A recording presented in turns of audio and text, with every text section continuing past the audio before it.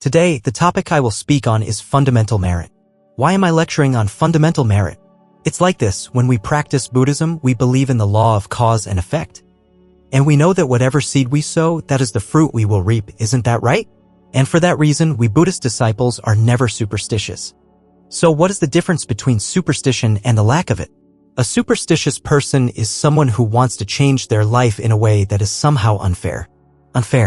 For example, they'll offer a bunch of bananas at a shrine and pray to win 50 million in the lottery. That we call unfair. And that unfair behavior, we call it superstition. Or let's say someone comes to prostrate before the Buddha or some saint and says, "My son is so rebellious. He keeps running away from home to play video games. He hangs out with his friends but refuses to study. His teachers are always complaining. So now I'm praying to the spirits to grant that he passes his university entrance exams this time." Is that fair? No. To ask that a rebellious son pass his university exams with just a prayer, a small piece of cake, a few coins dropped in the merit box, that is an unfair thing. Therefore, these acts of trying to change one's fate in an unfair way, we call them superstition. On the other hand, a true disciple of the Buddha is always fair. It's like this: if I want to eat a papaya, I must plant the seed, let it grow into a tree, and I must still tend to it for many days and months before there is a papaya fruit to eat. It's the same even for a durian tree. You have to sow the seed and care for it for many years. A great deal of effort is invested until the day the tree is laden with fruit, which we can then enjoy, and even our children and grandchildren after us. This means the things we do are fair, in accordance with the law of cause and effect, and that is called not being superstitious. And we, the disciples of the Buddha, are people who are not superstitious. And so, when we want to achieve something in our lives, when we want to change our destiny in any way, we always put in a worthy and corresponding effort. That is called not being superstitious. That is the law of cause and effect that we trust, we revere, and we follow when we embrace Buddhism. Because we believe in cause and effect, we have tried very hard to change our lives for the better. Remember that. Our lives have never been truly perfect, not even for the very wealthy. There are always better things ahead of us. Always ahead of us, there are better things we must step towards. For example, a poor person must become better off. A well-off person must become wealthy. A wealthy person must become happier, more fulfilled both materially and spiritually. And for the person who is already happy both materially and spiritually, there is something even more sublime. For the mind to attain the holy fruit of the path. This means that ahead of us there is still a road to walk on and on until we become a Buddha. Only then is it finished. And to take even a single step forward like that, we have to do many things to change our destiny. It is not easy. Therefore, because we are disciples of the Buddha and we know about cause and effect, we always try to create merit. We do many things that we think of as merit. Merit means to put in the effort, song, that originates from virtue, duk, from compassion, from love, from respect, to do something beneficial for the world, for the path, for sentient beings, for the country, for the world. So, the effort we put in to create something beneficial for people, for sentient beings, for the world, for the Dharma, using virtue, which is morality, born from love, born from our respect, that is called merit. It becomes a very great blessing, fawak, that gives us enough strength to turn around and change our entire lives from bad to good. And from good to even better. That is what we call merit. And the fact that we perform so much merit to bring benefit to the world and to the path, that is a fair thing. Later on, when we enjoy the results, when we become wealthy, intelligent, handsome, powerful, or attain the way, it is all well-deserved because the effort we put in was so immense, so complete. There is no such thing as doing a little bit of work and praying for a very big result. That is merit. But why are we talking about fundamental merit? The word fundamental means something very low. The lowest level. We should have been talking amongst ourselves, as seasoned Buddhists, about sublime merit. That is, we should be talking to each other about building castles in the sky, on the clouds, on the mountaintops. But no, today we are talking about the lowest merit. And in mathematics, in science, it is the same. The lowest, the smallest thing is precisely the greatest thing. Oh, it's very strange. That is why from time to time we hear about the Nobel Prize in physics, Nobel in chemistry, Nobel in biology being awarded to scientists who have researched for many years. And what do they research? They research the smallest things invisible to the eye. And the more they discover things that the eye cannot see, no matter how small, the prize committee considers it a great achievement. It is a truth just like that. So the lowest, the smallest thing, unexpectedly, is precisely the greatest. It's like when a young boy went to meet a sublime martial arts master, a master who was a champion. When he was young and fought in the ring, no one could defeat him, to the point that people said he was like a character from a Jin Yong novel, Dak Ko Ka Bai, the loner who seeks defeat. He went through many fighting arenas, challenged many heroes, and was challenged by many masters, but he never once lost.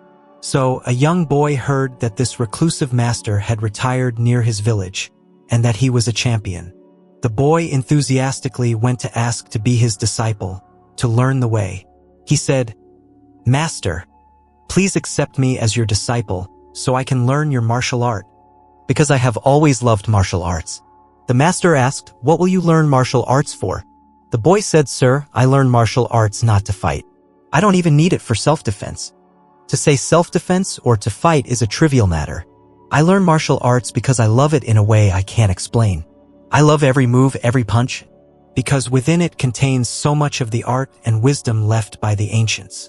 I learn it not needing to fight anyone, nor for self-defense, because in this life, no one really bullies others that much." The master heard this little boy speak with such wisdom, and he accepted him. After accepting him, he said, "Go home and catch a young rooster and bring it here as an offering to the lineage ancestors." The boy went home, secretly took a chicken from his parents, and brought it for the offering. After the offering, the very first lesson was to stand in the horse stance. 2 feet spread wider than the shoulders, 2 fists clenched at the hips, sink the body down, and stand there. He lit a stick of incense and said, "Only when this incense stick has burned out can you stand up. If you stand up before the incense is gone, never show your face to me again." The boy almost cried.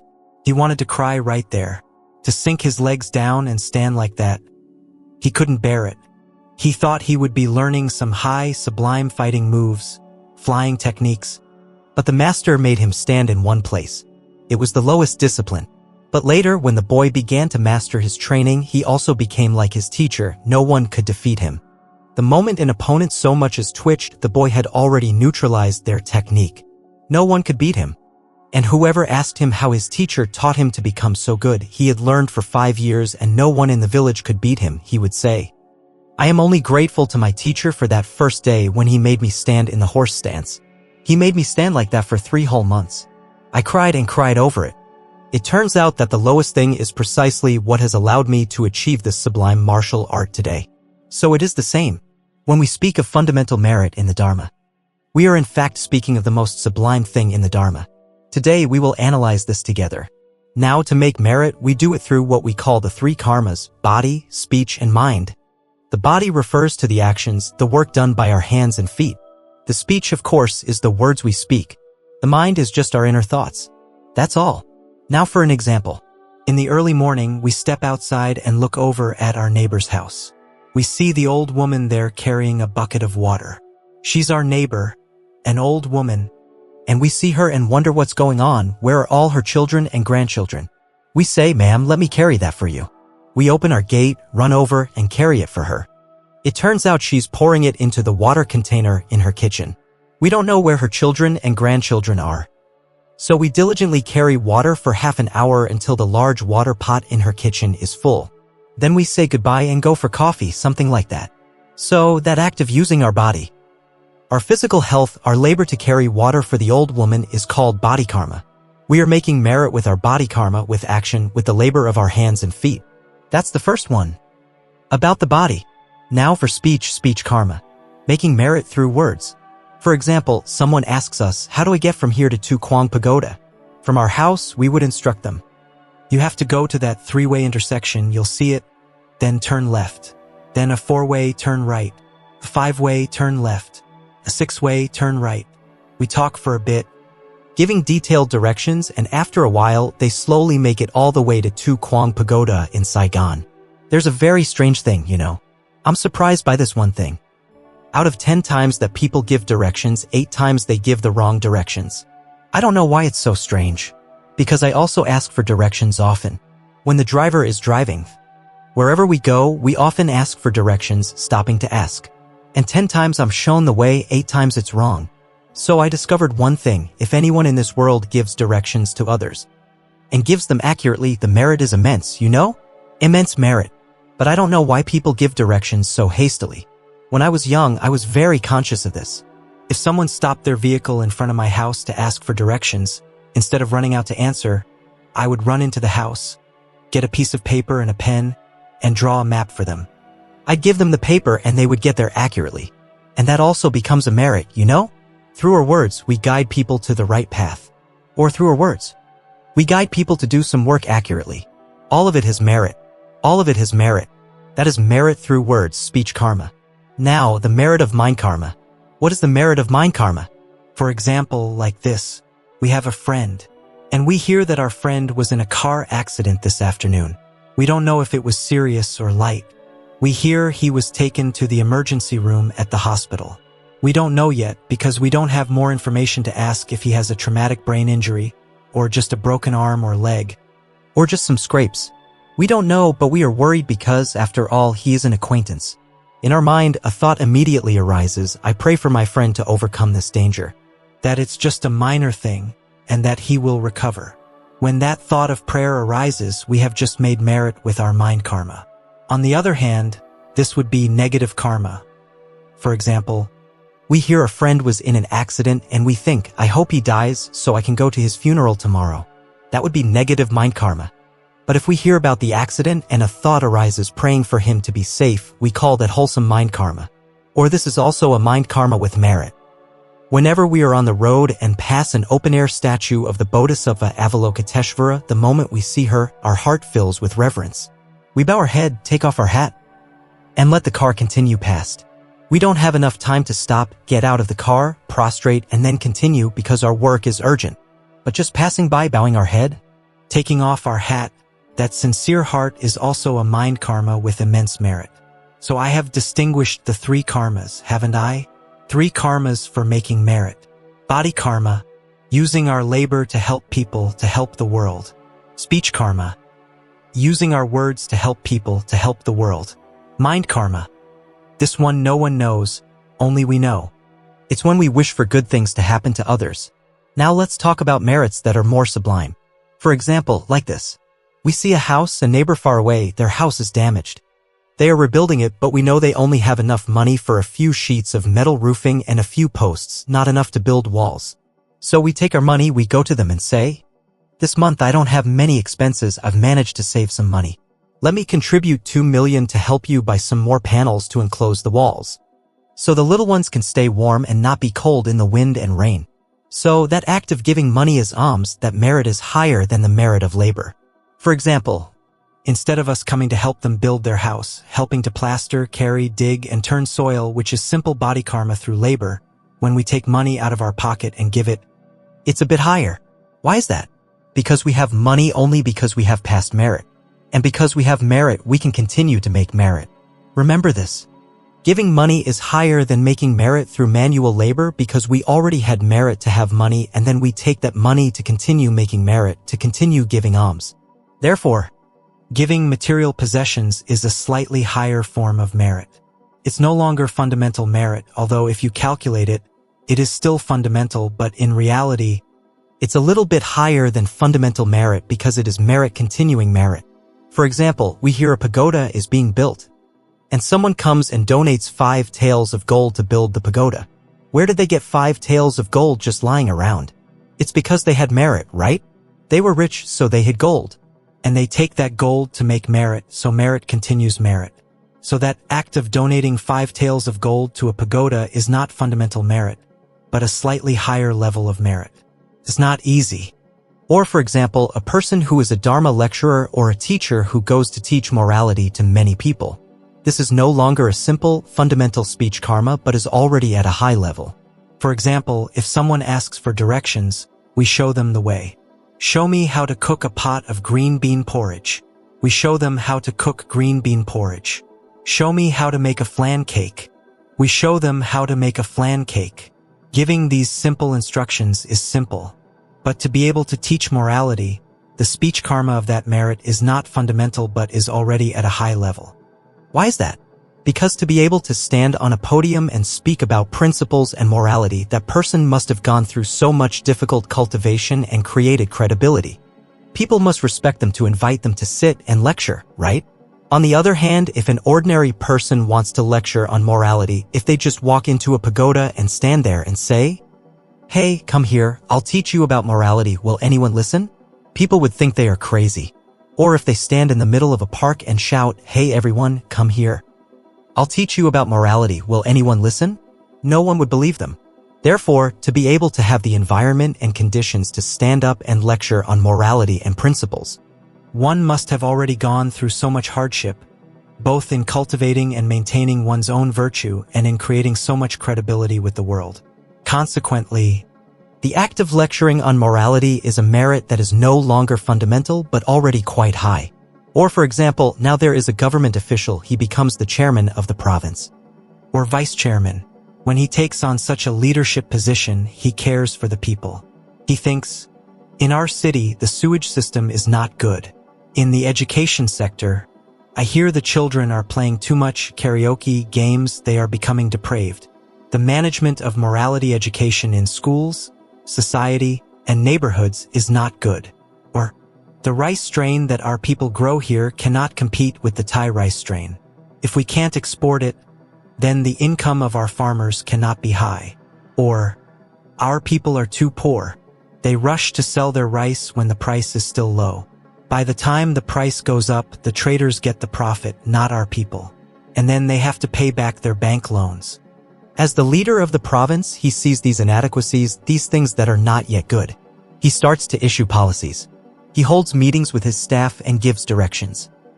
The sewage system must be like this, the education system like this, the agricultural system must be like this, to raise the living standards of the people. So, that kind of good leadership is no longer fundamental merit. It has become a high-level merit. Why? Because you must have a lot of merit to be in a leadership position. And once in a leadership position, you must have a good heart and good talent to start running the country well, to raise the living standards of everyone and create an enormous amount of merit. So the merits we have just discussed are not fundamental merits but are slightly high-level merits. Today, we are not going into these high-level merits. Instead, we are stepping back to talk to each other about fundamental merits, the benefits of fundamental merits that we should not forget. Because many times we have forgotten the fundamental merits, without realizing that it is precisely these fundamental merits that make our lives advance steadily. What is the most fundamental merit? It can be said in a few words: public service labor. Public service labor is the most fundamental merit that anyone can do to help the world, help people, and build the foundation of blessings for themselves. Public service labor. Surprisingly, it is extremely simple. Anyone can do it. We do it with our strength. It costs no money. These are things that are abundant all around us in life, doing things that benefit everyone. In a pagoda, that public service labor is called what? Merit work, song kwa. While in society we call it public service labor. This public service labor is just working with our hands and feet, with our own strength. It doesn't cost gasoline, doesn't cost oil, it only costs rice. You pour in the rice and you can do the work. It's simple work that doesn't require high skills or complex processing. For example, helping to build a neighbor's house. Earlier, we gave the example of a poor neighbor rebuilding their house without enough money and we give them money. That is a slightly higher merit. But here, we don't have money to give. But when they are building, we go over and help. We help dig the earth, lay the foundation, we carry and lift things. Whenever we are free, we just go over and do it. Even though no one asked and they didn't hire us. We just say, out of neighborly kindness, I'm coming over to help you, uncle. I see you're building your house today and I'm free at the moment. I have school part-time so I can help you. Whenever you finish building the house, I'll just go back to my studies as usual. It's nothing. I'll spend a week or a month helping you for fun. That labor is not for oneself, but for others, done through manual labor. That is public service labor, and that is precisely fundamental merit. It doesn't cost money, only rice. Pour in the rice, and you can do it. Or filling roads, building bridges, digging irrigation canals. Filling roads and building bridges sometimes costs money, but if someone else provides the money for materials, we go and help with the work right away. I have one regret that has lasted my whole life. A regret that gnaws at me even now. Back then, when I was still young, my hamlet and the next hamlet were separated by a large stream. In the rainy season, the water flowed fiercely and a bridge had been destroyed during the war. People had made a temporary suspension bridge, but it was very scary to cross, very difficult to go back and forth. That time, the local government organized an effort to rebuild the bridge. They mobilized the youth from both hamlets to come together and build it. At that time, I was also a youth. I should have been one of the people helping with the work. But at that time, I kept thinking that I was working as an official in charge of youth affairs and that manual labor was not my job. So I just stood there and watched people work. And those other young men, they were so strong, they carried and lifted things to build the bridge. About a week or half a month later, I remember the bridge was finished. Everyone could cross back and forth easily. And I remained indifferent because I was complacent, thinking I belonged to a different class, a different world. It wasn't until I understood the Dharma that I realized that it is precisely these fundamental merits that are the foundation to lift us up. It's not that we are great just because we do desk work or intellectual work. It is precisely these foundational jobs. And I keep regretting it. And I don't know how to compensate for my wrong thinking when I was young. One time, some of us monks went into the forest and saw a path that people often used to carry firewood. But it had a very deep hole. Many children pushing carts couldn't get through. So that whole day, I, by myself, kept digging earth to fill and patch that hole to make it easier for people to pass. I didn't have enough time to fill the entire hole, but I filled enough to make it wide enough for carts to pass easily, no longer tilting or falling. And I consider that as an act of regret. An apology from me to heaven and earth for having once seen people building a bridge while I stood by indifferently. When you understand the Dharma, you know those are wrong things. Because merits like filling roads and building bridges bring very great blessings. Very great blessings. Because humans were born with 2 legs and 2 legs are for walking. So anything that helps people travel easily creates merit. Because with coming and going, people can have activities, have a livelihood, have trade, have all sorts of activities in their lives. But to do that, especially in rural, undeveloped areas where vehicles can't go yet, the roads are often damaged. And there is one thing, one time I said this.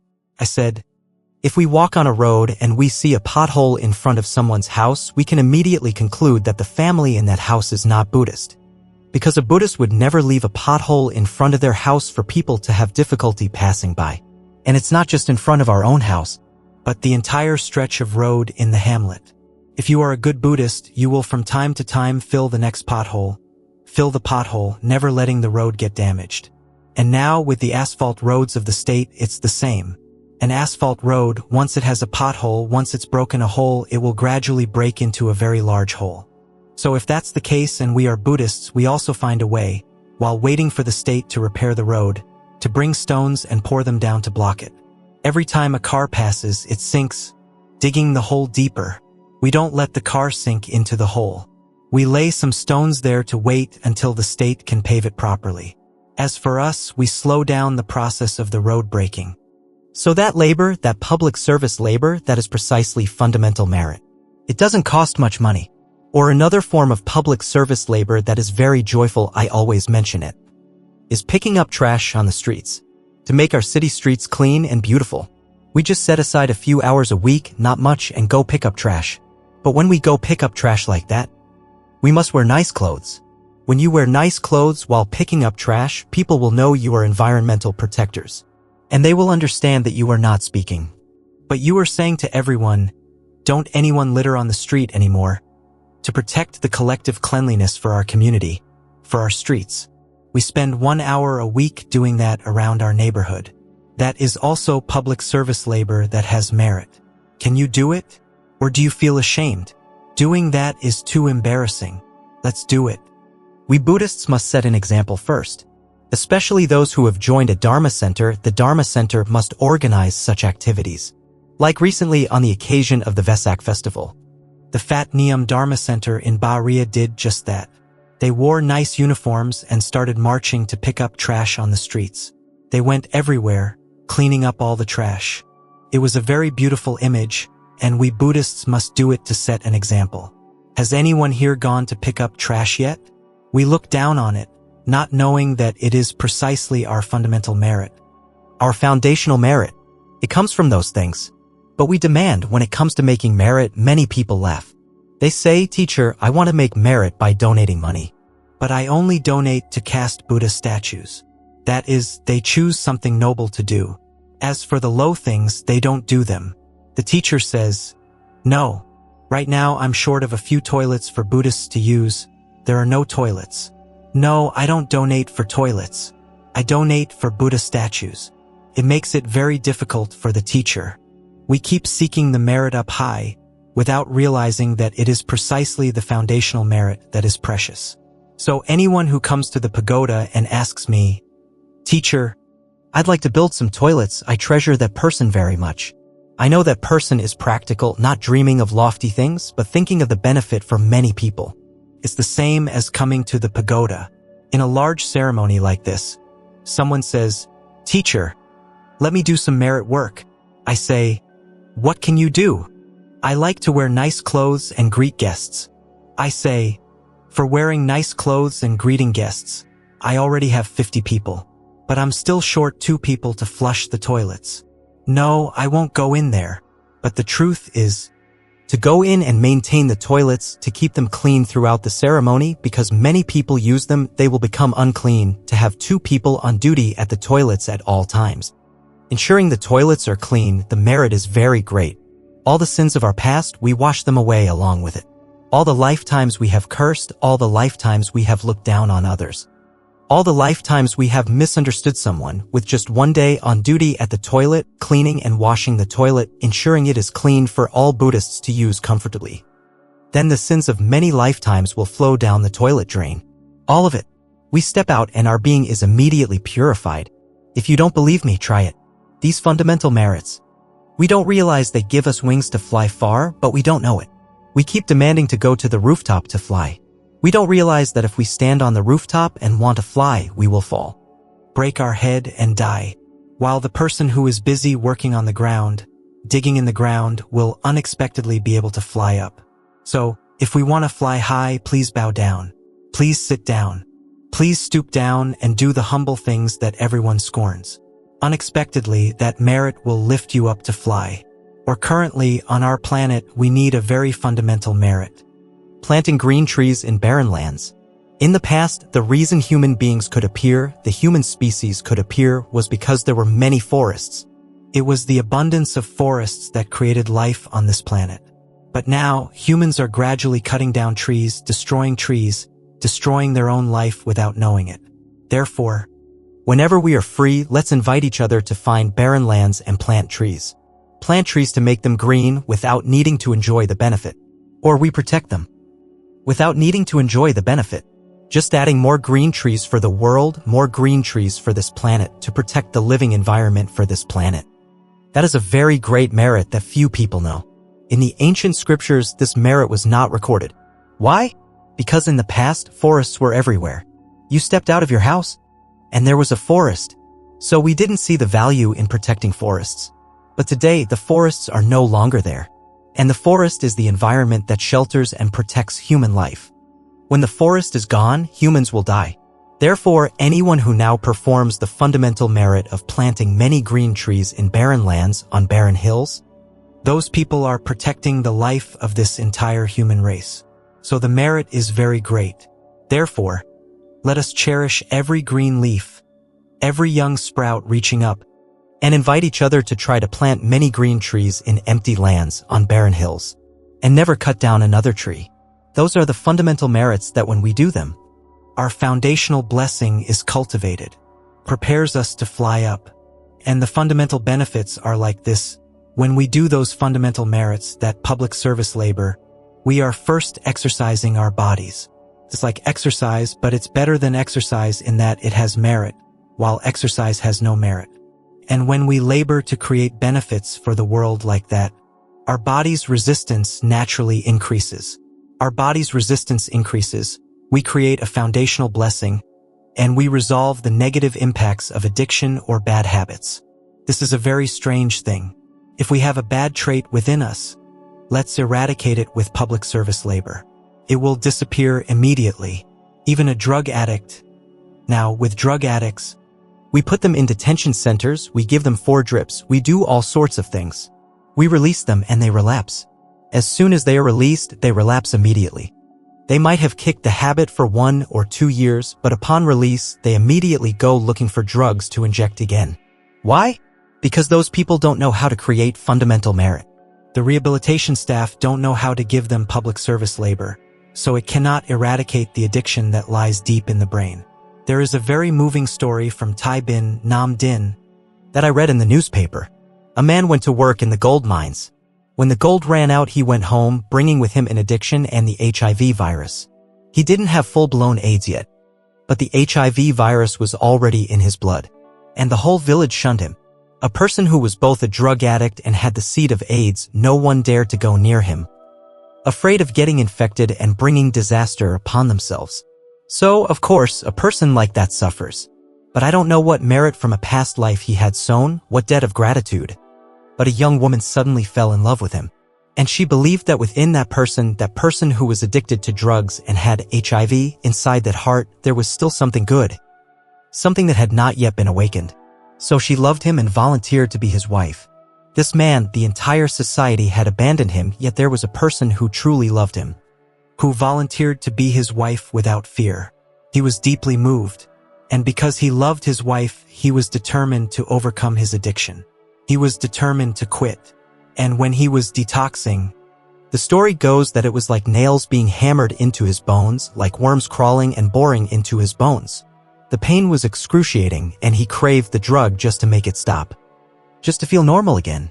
The pleasure was gone, but he needed the drug just to stop the torment, not to get high or floaty anymore.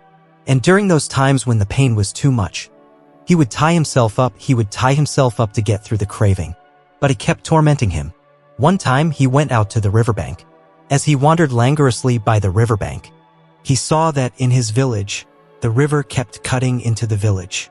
Every time the flood season came, it would sweep into the village, houses would collapse, and people would suffer great losses of homes, crops, and property. He stood there and thought. He thought, if I could just straighten this river's course so that when the floods come, it doesn't crash into people's houses. So he went and told everyone. Everyone laughed at him. They said, an AIDS-ridden junkie is talking about moving rivers and straightening streams. No one would do it. When no one would do it, he did it himself. So, with great effort, he did it. And especially during the times when the cravings flared up, he noticed something very clearly. The times when the cravings flared up, the more he engaged in public service labor, the more he could defeat it. So he just, by himself, dug to straighten the river's course. Dug and built up banks to change the river's flow so it wouldn't crash into the village anymore.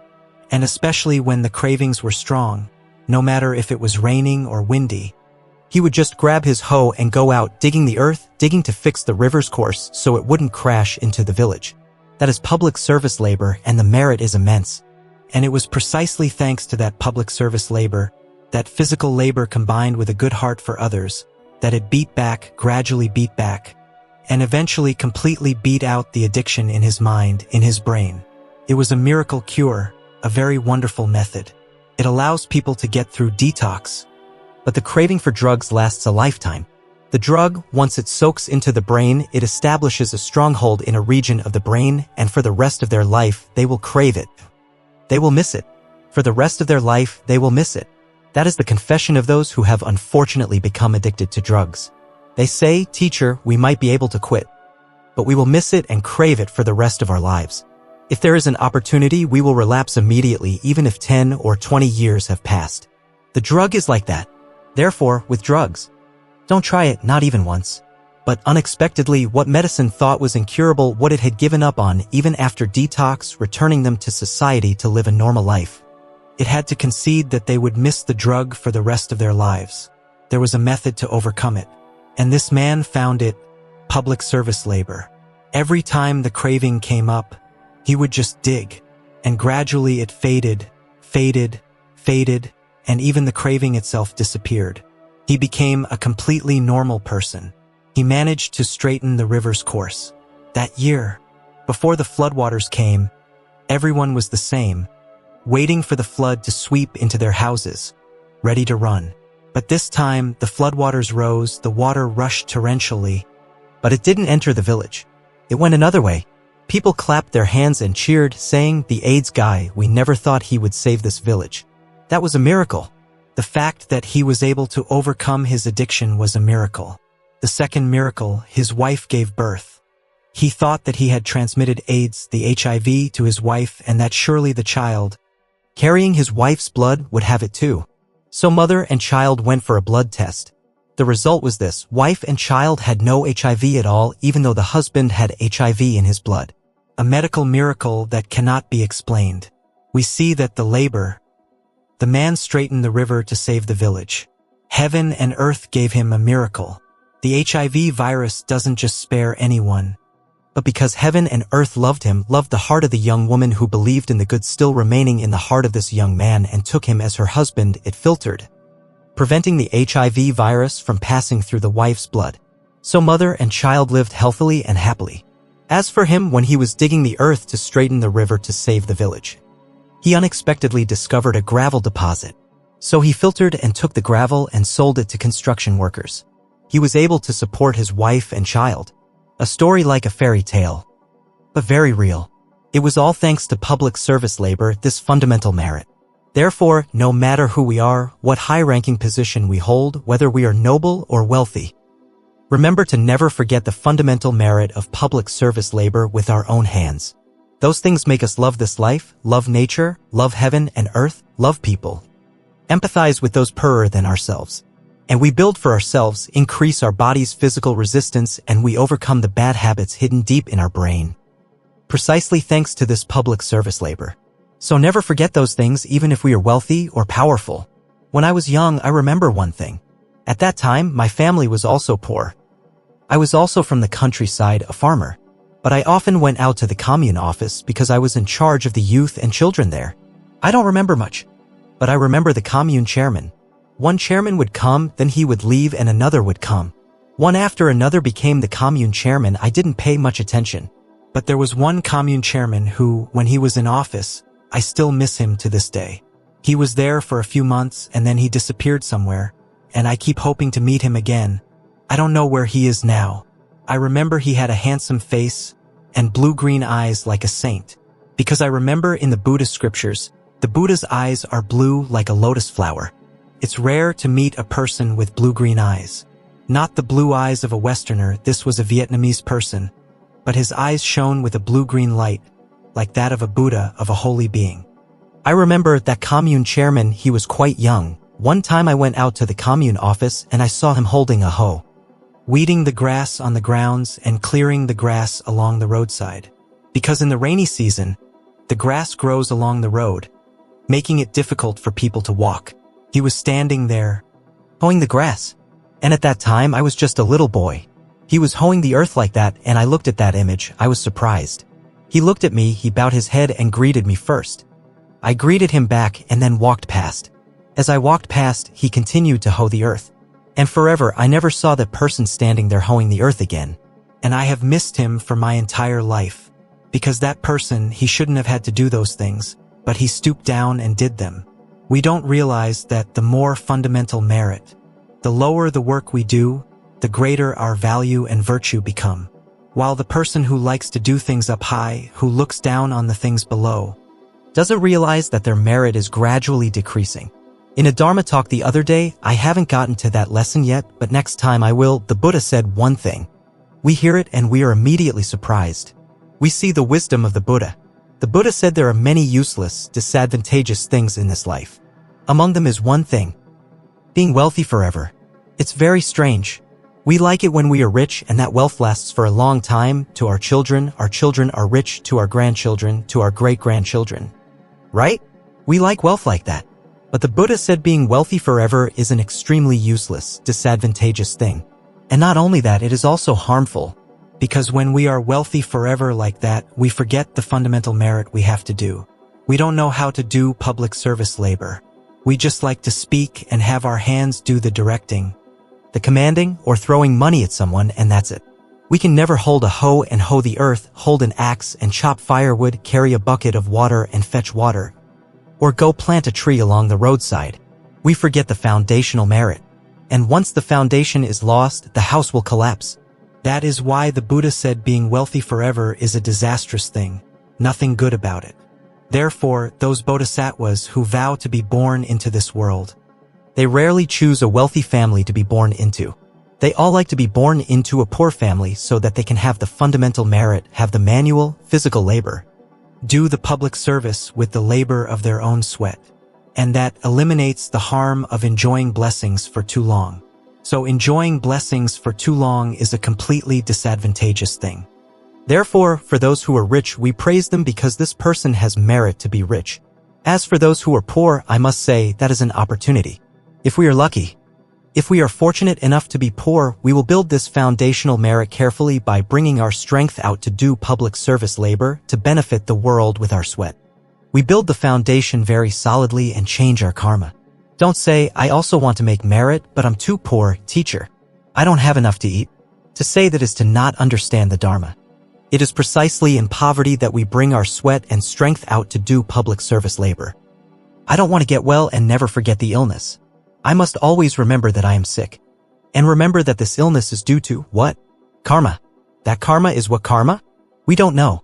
We don't know for sure, but we have certainly harmed some sentient being in the past. Always remember this illness. And remember this illness is karma. And remember this karma is a sin, a mistake that we made in the past. And don't hope to get well. Then you will get well. Try it. Sometimes getting well will be slow because we don't need to get well. Remember to apply this principle, you don't need to get well. Always remember the illness and remember this illness is due to karma. This karma is a mistake, a sin from the past where we harmed a sentient being. Never forget this. Never forget the illness. Don't hope to get well. And remember it is karma. That is true repentance. Unexpectedly, that repentance will make our illness gradually disappear. We won't realize it. Sometimes it goes away slowly. Sometimes faster, but our illness will gradually decrease. And if the illness is a fixed karma and we have to die, we will also die in peace, not in suffering like those who want to get well. This is a very strange thing. It's the same with poverty. If we are poor, the first psychological step is don't wish to be rich. Don't wish to be rich. And know that this poverty is due to what? Karma. What kind of karma? Many kinds. It's not just due to stinginess. Some people are poor due to stinginess, but some people are poor because in a past life they used money wrongly. And we don't know. Maybe the person shouldn't have been given money, but we gave it to them. In the next life, we will be poor immediately. Using money wrongly also leads to poverty. That is why many Buddhists have very good hearts but are poor, and remain poor because in a past life they used money wrongly. So now we are poor. We don't want to be rich. Second, we know this poverty is due to karma. Never forget that we are poor. We must always remember in our head that we are poor. And always remember that this poverty is due to some karma in the past, some ignorance, greed, anger, or delusion in the past. Always remember like that. That is true repentance. And precisely in that poverty, we bring our sweat out, we go do public service labor to build this fundamental merit. That is the thing we do that pleases the Buddhas. The Buddhas will love a Buddhist like that. A poor Buddhist who doesn't wish to be rich knows clearly their poverty is due to karma, sincerely repents, and knows how to bring their strength out to do public service labor to change this karma. That person is the beloved child of the Buddha. As for the person who is rich, you must create conditions for your family to find public service labor to do. If your children have enough to eat and drink, whatever they want they have, then you must go find public service labor and make your children, the whole family, do it together. Make them go pick up trash. Make your children go fill roads. Make them go into the remote areas where the roads are damaged and rebuild them, build bridges and roads for people. See a neighbor building a house, make your children go over to help, carry things. Pass things up to the roof for them, help dig the earth and lay the foundation for them. You must make your children do public service labor. Because the education through public service labor is wonderful. I said that the drug addict, thanks to public service labor, eradicated their addiction. How much more so for a person who, if they know how to do public service labor, their soul will supplicate, will transcend levels. So for example, if your family is rich, and you have your children do public service labor, in the future they will surely be good citizens for this country. And if they become powerful, if they happen to become officials, they will surely be officials who love the people. And what is that thanks to? Thanks to public service labor. But if we don't have our children do public service labor, thinking, my child is a golden branch, a jade leaf, they must always have servants. Later on they will become spoiled brats, addicts, depraved, party animals, and waste all the money. And we will suffer because of them, because we spoiled them. So remember, love is a poison. Therefore, if we happen to be rich, first, we must find public service labor to educate our children. Second, we must know how to love the poor. This is very important. The fact that the rich love the poor is very important for this society to be happy. This society is unhappy because the rich do not love the poor. When we rich people have the opportunity to become bosses, we exploit people.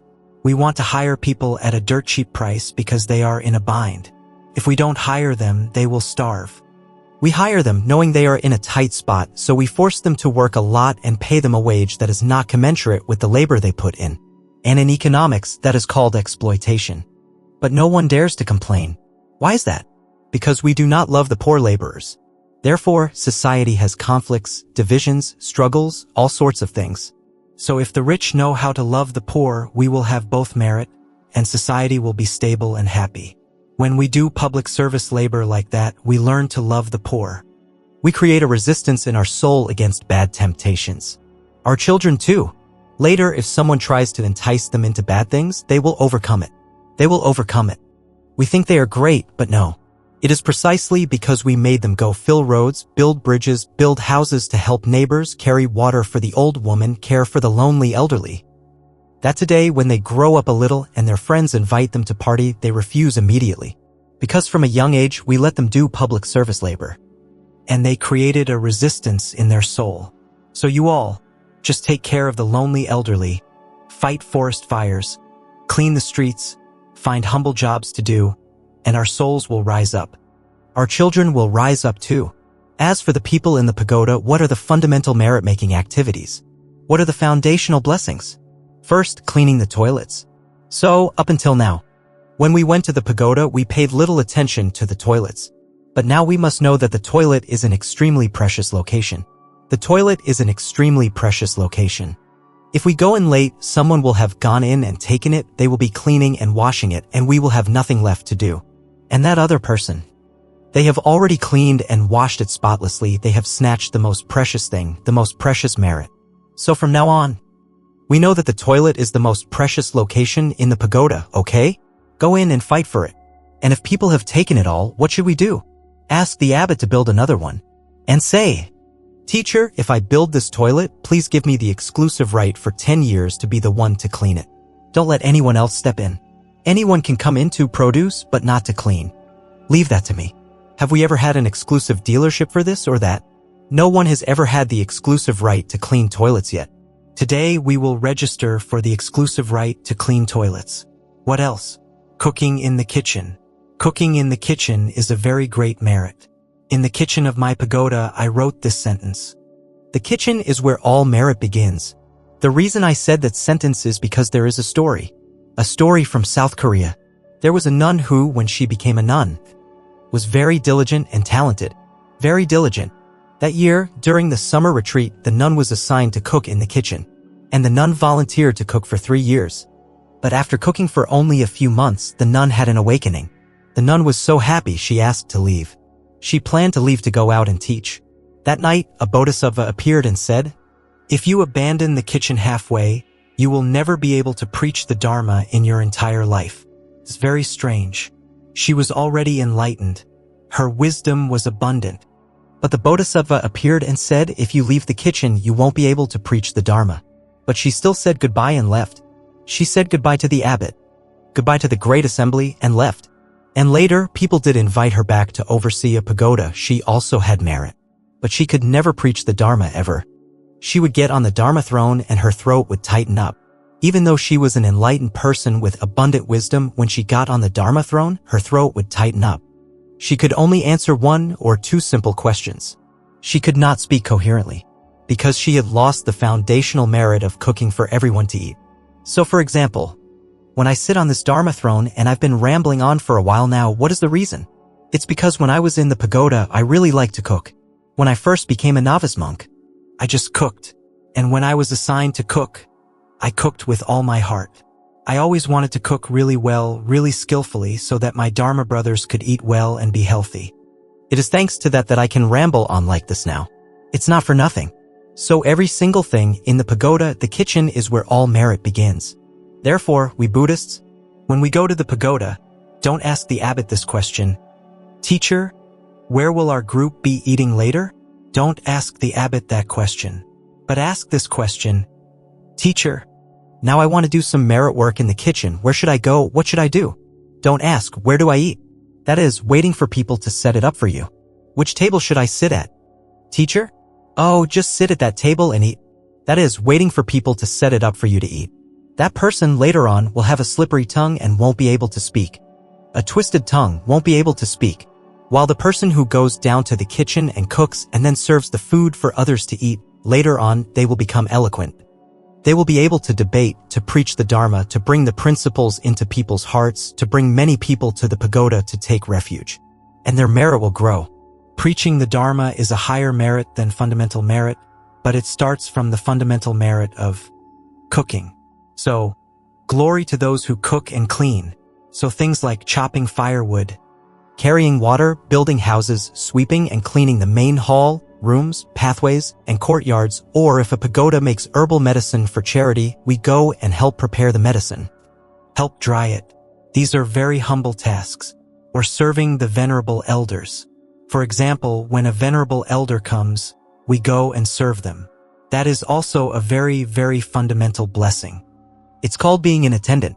As for in the re-education camps, for example, when inmates enter, the state always provides labor. But the labor to be self-sufficient. For the inmates to live in the camp and have enough to eat is different from public service labor. That is the reason why many people are still not transformed when they leave the camp. Because they only labor to be self-sufficient, economic labor, not public service labor. If the state's re-education camps understood this principle, this psychological principle, and when people enter the camp, don't set the issue as having to labor to be self-sufficient, but the state must find public service jobs, explain it to the inmates, here is a public service job. This area floods every year. Now we have to build a dike for the people. Now, brother inmates, are you happy to labor to help these people? Are you willing? And everyone raises their hand. Willing. So when you take that inmate who has committed a crime and let them do public service labor, their soul is transformed immediately. They are reformed very quickly. When they leave the camp later, more than 70% of them will have become good people, very unlikely to reoffend. But if in there, we just imprison them simply. Just have them do self-sufficient labor without opening up their altruistic heart through public service labor, then when they leave the camp, it seems they reoffend, they join gangs. Do bad things again. This principle is very important. Today we must open this up. Public service labor is what reforms a person's soul. It is precisely public service labor that transforms the soul of an inmate. One more thing is that when transforming inmates like that, we should talk about the law of cause and effect for the inmates to hear. Once the inmate believes in cause and effect, they will do public service labor with volition, with a willing heart. And they will become good people very quickly. Even sometimes a murderer or a robber if they understand cause and effect and they volunteer to do public service labor. To build this road for the villagers to walk, to build the bridge for the people to cross, to build the dike for the people to not be flooded, etc. Or to build a series of shelters for people who have been relocated because that area floods too much. The state builds a series of houses in this new, higher area. And thanks to the inmates who come out and build, and if we speak very clearly about cause and effect, speak very clearly about public service, speak very clearly about altruistic love, charity, and society, then the inmate, after building a series of shelters, their soul will change immediately. Their soul will change. So believing and understanding the law of cause and effect, and then practical public service labor will transform a person very, very well. So we say that the foundational blessing, the fundamental merit, it gives birth to wisdom. So today, earlier we told the story of a martial arts teacher who made his students stand in the horse stance for a whole incense stick, and later that student became a master. So it is the same. We love our children, we want them to be intelligent in the future, so let's make them do fundamental merit. Public service labor. Filling roads, building bridges, cleaning. Picking up trash on the street, helping poor neighbors, caring for the lonely elderly, etc. Make our children do those things. We will see their wisdom open up. They will study much better. Why? Because like the story of the Korean nun who left the kitchen and couldn't preach anymore. Even though her wisdom was abundant, even though she was an enlightened person with abundant wisdom, her mouth was just stuck. She couldn't speak a Dharma talk. We see how frightening it is that the foundational blessing opens up wisdom. It is precisely through the manual labor, with sweat, doing the most humble tasks, that our children will become intelligent, will surpass others. Their morality will be perfected, completed. They will have a spiritual resistance against illness, against the HIV virus, against the temptations of life. And they will become good intellectuals. So those who work at a high level, I say those who work at a high level, meaning working with a computer, sitting and designing, or sitting and managing, please know that you are missing half of your life because you lack public service labor. One day of not working, one day of not eating. Any day that we only do things that only benefit ourselves is a day we suffer a loss in merit. Or any day we do nothing beneficial for the world is a day our merit is eroded. So, as a disciple of the Buddha, we are not allowed to be idle. We are not allowed to enjoy pleasure for a single day.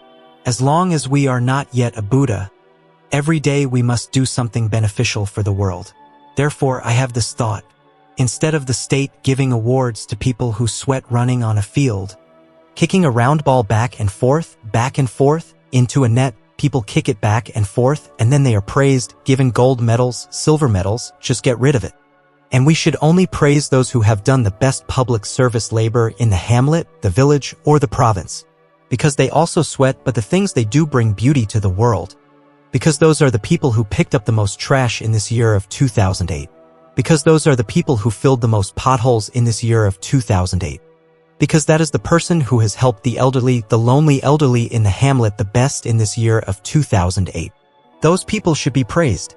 When I first became a monk, there was one thing that made me wonder. There were some Buddhists who I knew were very devout. Towards the Dharma, they were wholehearted. But they were very poor. I thought, why is this person so devout but so poor? Because a person who knows the Dharma in this life is so devout, it's guaranteed that in a past life they also once revered the Dharma, right? They once understood the Dharma, right? They once believed in cause and effect. And I said, surely this person has made merit before. Why are they poor in this life? I kept wondering about that. Later on, I gradually understood more and realized one thing. The reason why they are poor is because in a past life, they were also devout, diligent in their practice. And misunderstood one thing. They misunderstood one thing in the sutras. They misunderstood one thing in the sutras. And in the next life, they became poor and destitute. In the next life, they still carried in their heart a love for the triple gem, but they had no merit, they were extremely poor. Why? Because in a past life, they misunderstood one thing in the sutras. Especially the Lotus Sutra. In the Lotus Sutra, there is this sentence, a person who can chant this sutra will have merit like a great mountain. So, they were assured that just by chanting this sutra, their merit would be like a great mountain. And I must inform you, in the next life, they will be extremely poor. Because they misunderstood. Thinking they have merit, they are actually running out of merit. While the person who knows they have no merit, that person will have merit. Like I said earlier about the poor person. Don't wish to be rich, but don't forget that your poverty is due to karma. Just keep repenting and try to create merit and you will become rich. While the person who is assured they have merit, that person will become poor. Because they won't make any more merit. When in fact the meaning of the sutra is different. The meaning of the sutra is that chanting this sutra brings immeasurable merit. Meaning what?